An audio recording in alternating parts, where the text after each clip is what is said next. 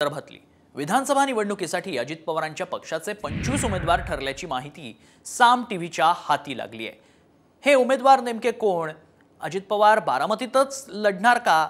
सगळ्या प्रश्नांची उत्तरं पाहूयात या रिपोर्टमध्ये। दादांच्या राष्ट्रवादीचे 25 उमेदवार ठरले। अजित दादा बारामतीतूनच लढणार। दादांच्या राष्ट्रवादीची यादी सामच्या हाती। जिथं पिकतं तिथं विकत नसतं। तुम्ही एक गोष्ट लक्षात घ्या, एकदा काय झालं पाहिजे, बारामतीकरांना कोणतरी मी सोडून आमदार मिळाला पाहिजे आणि मग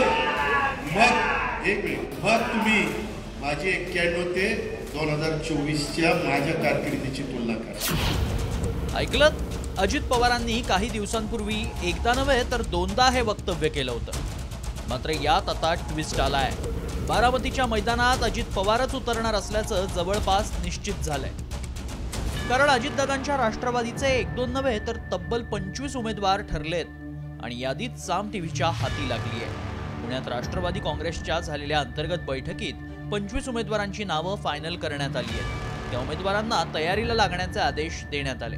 पाहुयात यादीत कोणाची नाव आहेत। अजित पवार बारामती, छगन भुजबळ येवला, दिलीप वळसे पाटील आंबेगाव, नरहरी झिरवळ दिंडोरी, धनंजय मुंडे परळी, हसन मुश्रीफ कागल, संजय बनसोडे उदगीर, अनिल पाटील अमळनेर, आदिती तटकरे रायगड, इंद्रनील नाईक पुसद, मकरंद आबा पाटील वाई खंडाळा महाबळेश्वर, अण्णा बनसोडे पिंपरी, दत्ता भरणे इंदापूर, नितीन पवार कळवण, सुनील शेळके मावळ, धर्मराव बाबा अत्राम अहेरी, दिलीप मोहिते पाटील खेड आळंदी, संग्राम जगताप अहमदनगर, अतुल बेनके जुन्नर, सुनील टिंगरे वडगाव शेरी।